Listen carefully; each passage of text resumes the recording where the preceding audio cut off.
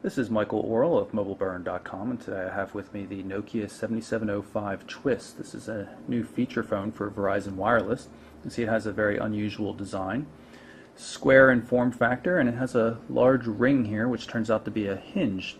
It allows you to do this, slide the display around 90 degrees to reveal a nice QWERTY keyboard, 3 rows of alphabetic keys and spacebar and controls at the bottom. Call, send, and end, and dedicated function buttons up here. You have messaging, email, web, speakerphone, that kind of stuff. The buttons up here, the two soft keys, are touch sensitive, and we have a touch sensitive back key as well. A regular hardware D-pad with a little ring with a center select button. You can see works pretty well. The hinge feels pretty solid. I'm kind of surprised. It clicks in nicely. It's spring loaded. It really has a nice action to it. Take a look at the rest of the device. You can see on the back here we've got a 3 megapixel camera. You can, of course, still see through the hinge here. A mirrored back.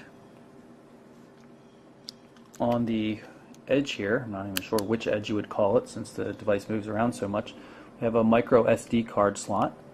And there is a 2.5mm headphone port as well, so you're not going to be able to use your standard 3.5mm headphones without an adapter.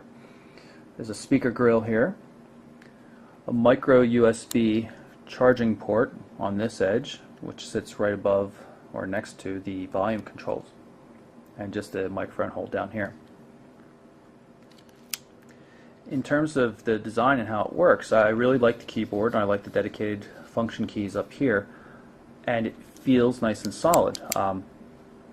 Oddly enough, the part that doesn't feel so well built is the back. It's kind of creaky. At the moment it seems to be okay, and maybe it's just how it fits when you get the back on. But a lot of times it seems to be making noise just when I'm grabbing the device.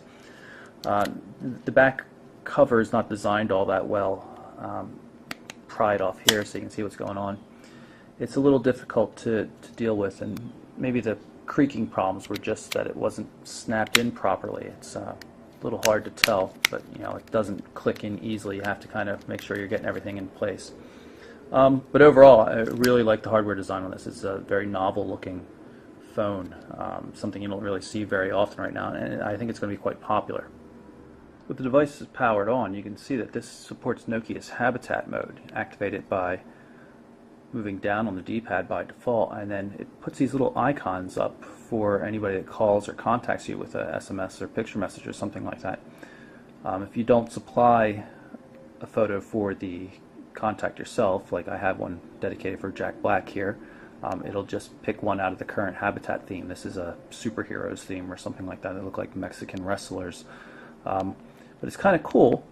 Gives you a visual representation of your activity with calls and messaging, and you can see this little note right up here in this guy's above this guy's head means that there's messages that came in. It's a really cute system, and it works pretty well. Hit the end button to go back to the main standby screen. You can see that that little indicator there also shows that we have a message. It's referring to that message that this little man here is waiting to show us. Anyway, we go to the main menu. Fairly standard. There's a number of different themes and 2 different Habitat themes. If we go down to the settings, you can change the Habitat mode to the Urban Jungle view. And you can see that the superheroes have been replaced by random urban things, buses, I don't know what that, a hot dog stand, fire trucks, traffic lights. Go back to the main menu. A lot of things on this device. Typical VCast music with Rhapsody support. Of course, it's mobile web. We'll go into the web browser right now. Browser I'm not too familiar with, Polaris. It seems to do a reasonable job on doing full HTML sites as long as they're not too large. It's incapable of rendering Mobile Burn or CNN, but they're kind of complex sites, but it seems to do okay with more simple sites. Touch the left soft key here and bring up the navigate menu so you can see how you can put in an address. So of course, history makes it easier to select. 3G device, you can see we've got a 3G signal up here. This is pulling up the Mobile Burn website. This is the mobile version. There are a couple different views in the device.